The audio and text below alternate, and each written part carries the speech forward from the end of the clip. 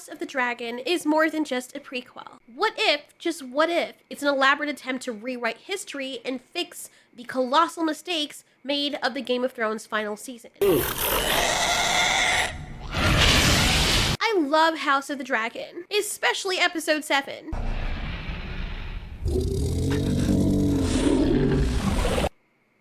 Boy, if you don't... The reason I love it the most is because of the dragons, obviously. As someone who hasn't read the books, I can see, or at least I speculate, that there are some potentially heavy deviations from the original material, possibly to pave the way for a future Game of Thrones series set after Daenerys Targaryen's timeline.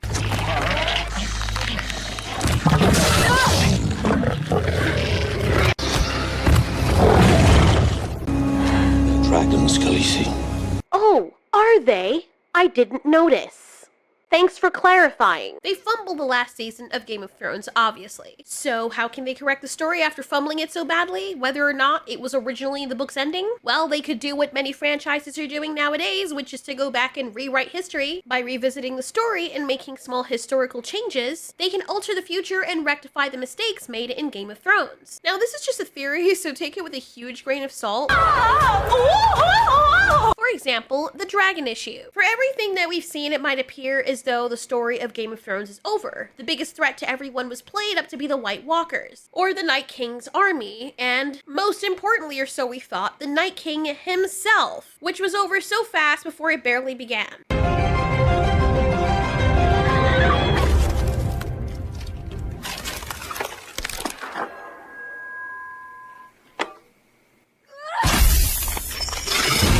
Are you serious? Are we serious? It really made me wonder what the point was. Everything felt useless. Littlefinger and Tyrion Lannister felt so out of character and useless. Jon Snow, whose story they were playing up from the beginning, felt shafted so that he could make way for the female characters, just to become completely useless so he could just bend the knee. And then Bran Stark ultimately becomes a leader despite sitting back and doing basically nothing, unless you accept the headcanon that the official ending of Game of Thrones is where Bran Stark is warging into people behind the scenes and putting all these pieces into play, which would explain why people were acting out of character. And we see this so beautifully orchestrated in Jaffie's Game of Thrones evil ending. Seriously, go watch that video if you haven't. If you're still mad about season 8, it's going to make you much happier. This dude successfully did for free what people who are being paid so much money fail to do. But the truth is, it's not the official ending, which makes it more sad. However, if they could make this prequel successful by alluding to there being an even grander story behind what was shown in Game of Thrones, then they could have a way to keep making money and keep the story going. But to do that, they would have to change history and deviate heavily from the source material. Maybe they start to make little gradual changes, and then eventually the changes become so big that they write themselves into a hole because George R.R. Martin won't always be around, and that wouldn't have been how he originally wrote things. And apparently in an interview with George R.R. Martin, it says, finally, Martin did talk a little bit about the final season of the show.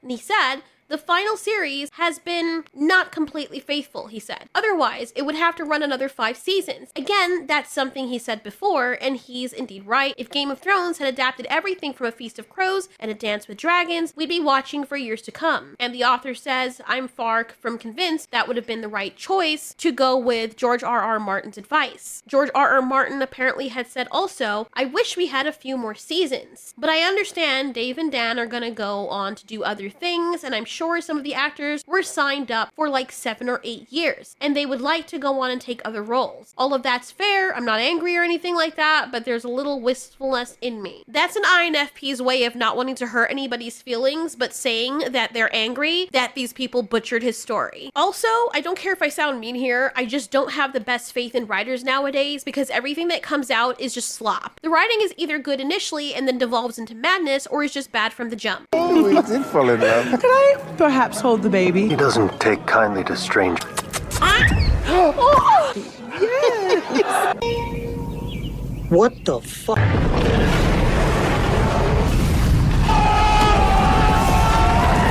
We saw at the end that Drogon took Daenerys Targaryen's body, and it was confirmed that he was carrying her across the sea to Volantis. Before I even read up on anything, my initial thought was that he was so brokenhearted that he was probably taking her body to someone who could possibly resurrect her. I mean, Jon Snow got resurrected, so why not Daenerys? Additionally, there are hints in the show that Drogon might not be the last dragon. I really don't think that he is because everyone thought dragons were extinct. Yet, we had 3 supposedly petrified dragon eggs that, as I mentioned in my video, look very much like Daenerys' eggs, except for this blue one that wasn't present in Game of Thrones. There are so many eggs and possibly many more wild dragons. We also got proof in House of the Dragon that there are wild dragons going around and burning sheep without eating them. Remember how in my review video I was carping over the fact that there wouldn't be any sheep remains had a dragon of this size been eating these sheep, unless he for some reason left these ones behind? There's your proof. Several times throughout episode 7 of season 2 of House of the Dragon, we see Vermithor, because of how large he is, eating people completely whole, because it wouldn't make any sense for him not to. He's humongous. Humongous what? Humongous what? Humongous what? With dragons being wild, it makes sense that there are others that we've not seen. After all, there are worlds in this universe that people haven't visited or that are very secretive. It's not like people have airplanes and there aren't many people who ride dragons. As far as we knew, Daenerys Targaryen was the only one in the Game of Thrones timeline.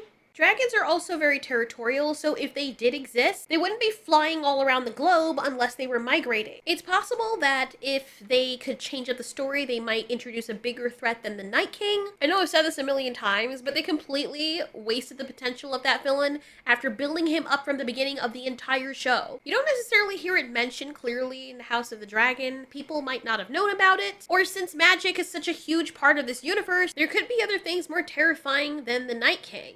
And I still feel like the Night King was supposed to be their ace card or final villain, but they messed that up so badly that now they've written themselves into a corner or a precipice, for want of a better phrase. They have to figure out how to create something more dangerous without leading us on for 8 seasons only for a little girl to outsmart this villain who has been steadily taking over the world, and just to stab him without much fighting experience or a dragon or anything because, you know, great, splendid, brave. And I'm so sorry. As much as I loved Arya, that part was just so painful. It just felt like the writers were trying so hard to subvert expectations that they chose the worst possible storyline because no one would expect them to choose it, as it was the worst. It's almost as bad as if they had used Bran Stark, or if they had decided to use Bran Stark to kill the Night King by slapping him in the balls with his wheelchair. But then again, at this point, maybe if people would welcome anything else. So here's the thing though. With season 2, episode 7 of House of the Dragon, and some episodes before that, the characters are now asking the question whether or not they were right this entire time about dragons and riders. So let's consider the tantalizing and yet potentially problematic idea that the dragons can be tamed by absolutely anybody and not just Targaryens who were dragon riders or of pure Valyrian blood. Just imagine the utter chaos and implications this could have for the Game of Thrones universe. While I understand this opens up the ability to tell new stories and explore, it is a narrative minefield.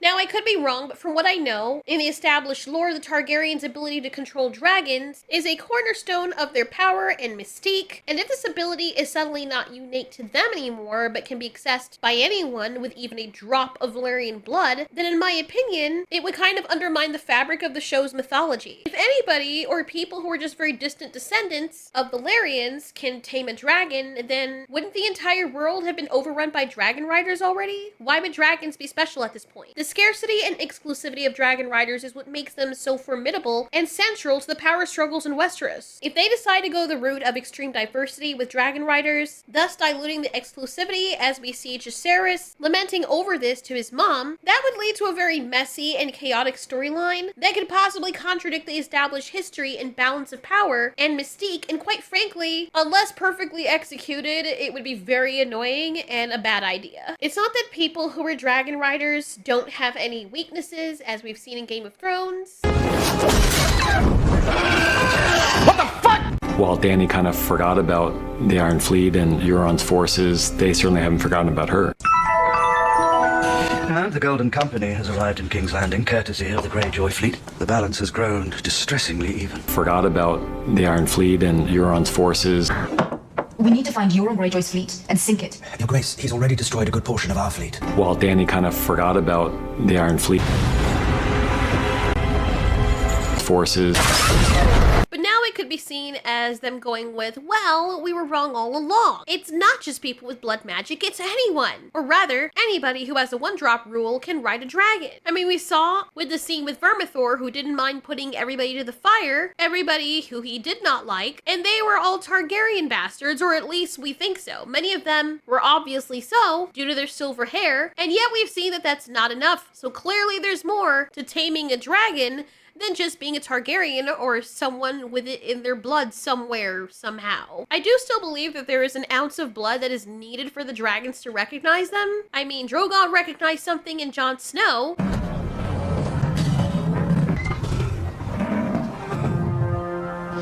Chupapi muñeño. Probably because he smelled like his mother. And that's cute. But now it seems as though in House of the Dragon, along with the many changes that they seem to be starting to make, the show is alluding to it being about your spirit and having the personality of a dragon, not necessarily your blood. If they do go this route with the storyline, especially if they're going to set it up for a possible future, this could introduce several problematic elements. First, it could lead to the oversaturation of dragons, diminishing their awe-inspiring presence. Second, it raises questions about the Targaryens' historical dominance. Why did they even bother with all this complex political maneuvering in the shows if dragon control was so easily attainable? And when I say easy, I don't mean that the act of it is easy in and of itself, but if it's not specific to one group of people or people with specific blood, that's very rare. Especially when you recall that not all Valyrians were dragon riders. And the Targaryens weren't the only house who had dragons, they were one of the few. But I gather there were way more houses in Valyria that did not ride dragons than did. Other people would have recognized that, since I assume the dragons wouldn't just be flying over Dragonstone. And with the houses, not just Targaryens who could ride dragons vying for power, and the story of these people being spread far and wide across the seas and other lands, I'd imagine that many people would risk their lives trying to tame one themselves, as we've seen in episode 7 of season 2 of House of the Dragon. Just the mere possibility that they could tame a dragon would make them want to try. Life be damned, they knew what they were getting into and they still chose to do this. But for them, it means everything. I mean, people already do that now with wild animals.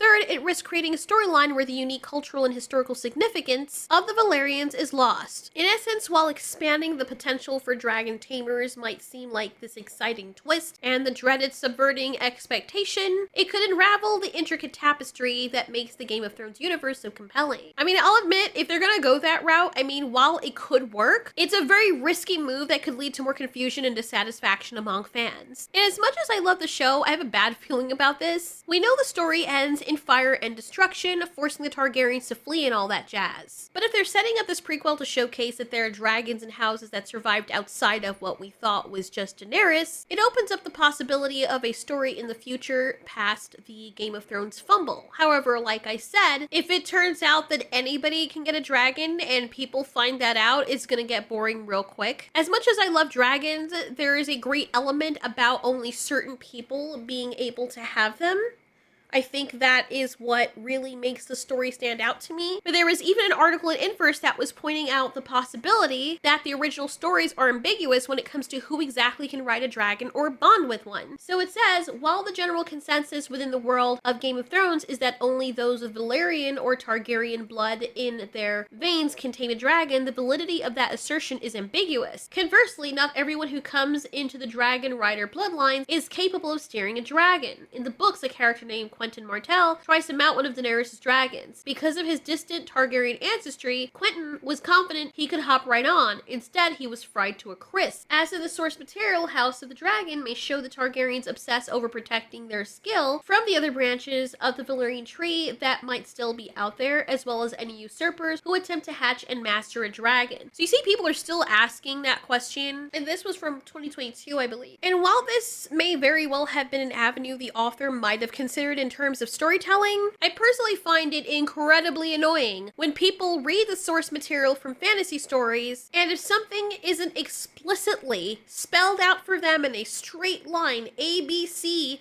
1, 2, 3, they automatically think, well, I mean, it doesn't have to mean that's what the author originally meant, because technically it could be this. I don't know, it just always feels like an excuse to deviate from the source material under the pretext of, well, it wasn't explicitly stated. While this can be good for driving the story forward and introducing new elements that surprise us as readers or viewers, I also find that modern showrunners usually mess it up royally when they do this. Doesn't mean this is what's going to happen with House of the Dragon, but a lot of the times when they do this, instead of adhering closely to what we've seen, they make changes that feel very unnecessary, forced, or disconnected from the original material. Exhibit A, the scene with Mysaria and Rhaenyra, right after Mysaria just told this woman that she had been violated by her father. I don't know. To me, it just really didn't seem like the time. Like, oh my god, your father did that to you and then did this to you?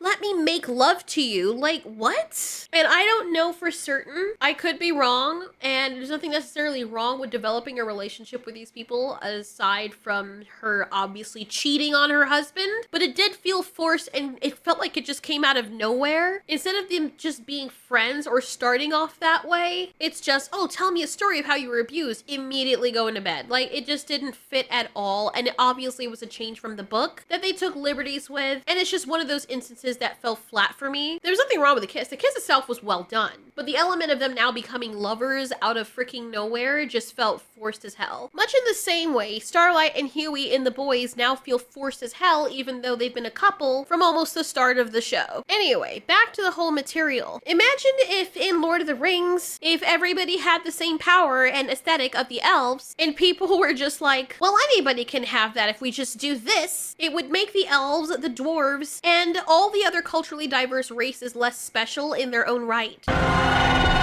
If that is the route that they're going, which it might not be, we lose the very element of fantasy stories, which is being unique. What is it that Syndrome said? I'll sell my invention so that everyone can be superheroes. Everyone can be super. And when everyone's super, no one will be.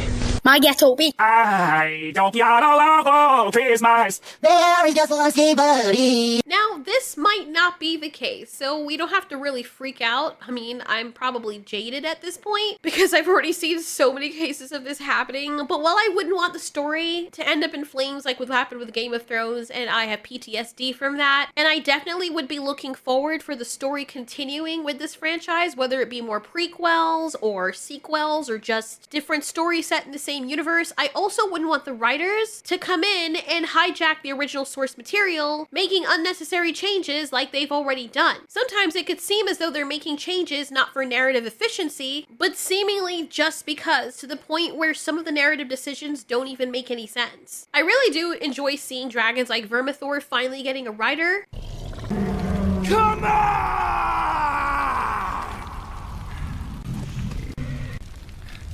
Targaryen blood. This guy's got Viking blood in him. I always get goosebumps now when I see, like, manly men like this. I hope they don't freaking ruin his character, but people like him and Daemon and Aemond are just so freaking badass. And every time I see it, I just lose my mind because it's so rare nowadays. I just feel like it's so rare seeing that on screen and just letting it be and the person not turn out to be evil or a psychopath or something. But I don't know, give it time, we'll see. I really can't wait to see the large Vermithor in action though, for real. Also, I don't know if Aemon saw him. I don't know what it is with dragon riders in this show, if they have binocular vision like their dragons, because how in the hell was he able to see that? But then again, I guess, not only does the guy have binocular vision, but he has one eye, which is a gross handicap when flying, but okay, I guess. I love seeing dragons in general, and so I'm more excited to see which dragon will make it out alive, because right now I'm more worried for some of the characters, but also for the dragons, even though Rhaenyra's group seem to be the ones that have the upper hand right now. It would be quite an interesting ending that would pave the way for a future Game of Thrones show or movie if we saw some of our beloved dragons heading off in the direction where Drogon was possibly live out their lives as wild dragons, never to have humans again bother them, since the humans had almost caused their extinction. I wouldn't blame them at this point, but anyway, that's just my theory. And from a business business standpoint, it would make a lot of sense if they're trying to save the franchise. I really wouldn't mind seeing Dany again, and I don't often like retcons, but if we get a future show where characters travel to Volantis or another dragon-infested area, and it's similar to the Hidden World and How to Train Your Dragon, I definitely wouldn't mind seeing that, and I wouldn't mind seeing Daenerys again. Just imagine Daenerys at the center of this hidden dragon haven, having become the true mother of dragons. Like Hiccup's mom, she emerges to greet the newcomers who were utterly amazed because they've only heard of her in legends. But I guess only time will tell. I absolutely love House of the Dragon, and I know I might be seeming a little cynical right now, but I'm just hoping to God that they do not ruin it like most of these showrunners do nowadays and what they did with Game of Thrones, and we actually can continue to get the quality that we've seen in the earlier seasons of Game of Thrones and in House of the Dragon.